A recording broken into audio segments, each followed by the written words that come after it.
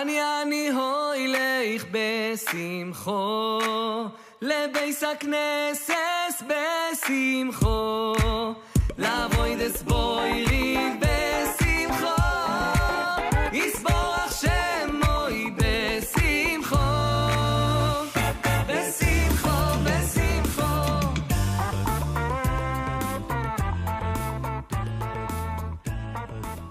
Hello everyone, this is the second in the segment of the dress code for davening, and I'd like to speak today about hats for davening. There are many people that are very makpid to wear hats for davening, and I think it's important to know where they come from, and more importantly, for those that don't wear hats, are we doing wrong or right? So this actually brings us to a beautiful sugya, not about davening, but about benching, and I'll quote it from the Torah, that Rav Ashi Parisudra Arashe. Rav Ashi would put on some sort of a cover on his head. And ultimately, this is something that's brought in the Rishonim, it's brought in the Rosh, it's brought in the Tosfot, and it's brought in Rabbeinu Yerucham, and he explains, Tahainu, Shenoten Sudar al Rosho, we put some sort of a cover on his head, Sha'asur levarech b'gilui rosh, because you're not allowed to bench in a bare head. Now, there's a machloket with three opinions. What exactly did Rav Ashi do, or to be more precise, why he did it? The Darkei Moshe, meaning the Ramah, basically says, in a very nice way, that you're not allowed to bench with a bare head, but more importantly, in benching specifically, even those that are not benching can't sit there in a bare head when others are benching. So, not very relevant to us. We wear kippas. That's the end of the story. The Beit Yosef, Rav Yosef Karo, actually explains that no, it was actually, and I quote, Ituf hainu sudar sheposin al kovayhen ha'omdim lifnei gdolim. In other words, they had some sort of a cover on their head anyway, and on top of that, they had a scarf that they usually wore when they met important people. Again, we don't wear such a thing, not very relevant for us. But the Bach, Rav Yoel Sirkis, actually says something that is relevant for us. His explanation is that even though you have a little kippah on your head, you still have to put a cover upon the cover, let's say a hat. Why? It actually comes along and makes you more humble. It brings you to more intent when you say the bracha and to the fear of heaven. Ultimately, he ends by saying, Kol Yirei Shamayim, anyone that is a God-fearing Jew, Yenizar b'sha'at bracha lihitatef b'malbusha elyon, v'gam lahasim hakova al rosho. In other words, when you bench, you should have your kippah on and a hat above and beyond it. The Mishnah Berurah, quoting the Magen Avraham, actually repeats these words, but again, says it's only for the Yirei Shamayim. At this point, I want to just mention that I heard, from my Rebbe, Rav Amital, that when the Mishnah Berurah says a God-fearing Jew, it doesn't mean he's saying this is an instruction for every Orthodox Jew. Rather, special people. In any case, la halacha, what is the halacha regarding davening? This is all about benching. Nice introduction. What about davening? At the end of the day, there are also three opinions. The Shulchan Aruch, which we quoted yesterday, simply says nothing about a hat during davening, namely a kippah plus a hat. He just says, Lo ya'amod ba'afudan tov ve'lo berosh meguleh, not with a bare head. So wearing a kippah should be fine. The Aruch HaShulchan, opinion number 2, Rav Epstein, comes along and says, Medinatenu, in our country, namely he lived in Norvadik in Lithuania, it's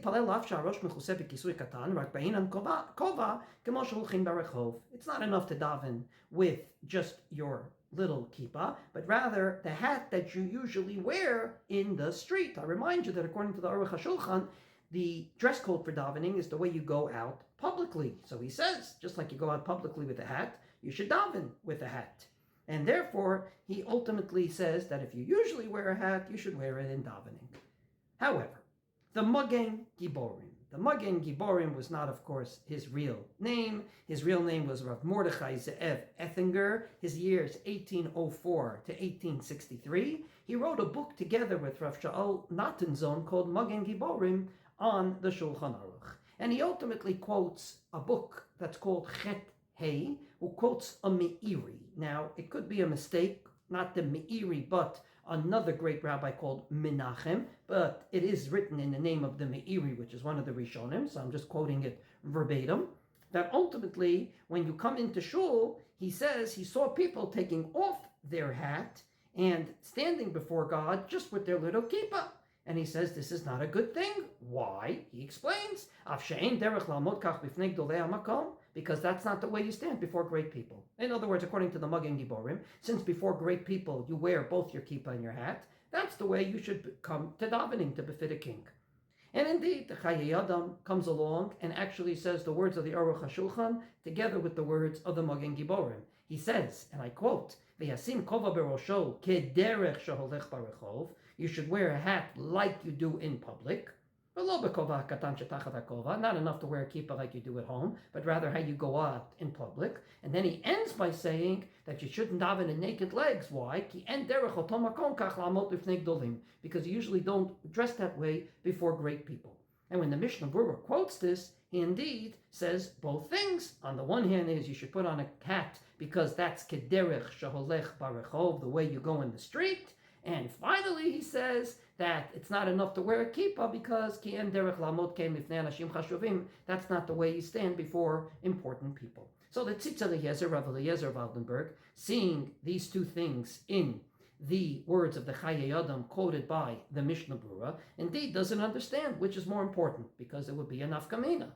If it's indeed the reason that you wear a hat, if the reason you wear a hat is because that's the way you go out in public, and many people don't go out in public with a hat, so there's no reason to wear it in davening. But if it's because that's the way you wear, or that's the wardrobe you would choose when you come before dignitaries, then maybe indeed you'd have to wear it in davening. He's not sure which of the two is true. Suffice it to say, for us, we don't wear hats when we go out to the street, so that's off the table. We also don't wear hats before dignitaries anymore. I see presidents, meeting presidents, they don't wear hats anymore. They say JFK changed that. So that also is off the table. From this perspective, there is no reason to wear a hat for davening, at least for those that usually, A, do not wear that in public when they go out to the street, and B, don't wear it when they come before dignitaries. And therefore, it's not surprising that Rav Ovadia Yosef, first of all, because the Shulchan Aruch only said, don't be bareheaded, and second of all, being sensitive to all these points of view, ends by saying that when you come into shul, ra'oi meod, the most suitable thing is shahakipah tehiyeh gdolah kishiur shetechaser rov harosh, that you should wear a kippah that indeed covers the majority of your head, and that should be good enough. So once again, there is a source for covering your head for benching. We explained it, but when it comes down to davening, it comes down to the following. A, is that the way you go out to the street? And indeed, for most of us, the answer is no, off the table. Number two, is that the way you come before dignitaries? And the answer again is no. And therefore, there's no reason to indeed wear a hat just for davening. Of course, I will end by saying that there is a source to wear a hat just for davening. If you would paskin like that Shulchan Aruch that says you should have special clothing for davening, distinct and different from all the rest of your clothing. But as I said yesterday, even though the Shulchan Aruch says it, I don't know anyone that paskins that way. So, to sum up, hats for davening does have a source in benching. When it comes down to davening, it would be based on, is that the way you dress in public, or is that the way you would dress when you come before dignitaries? If the answer is no to both, then of course there's no reason to wear a hat for davening.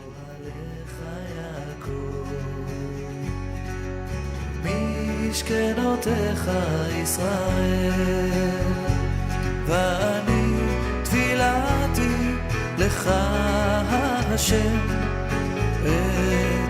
את רצון אלוקים ברוב חסדך, ענני באמת אישך.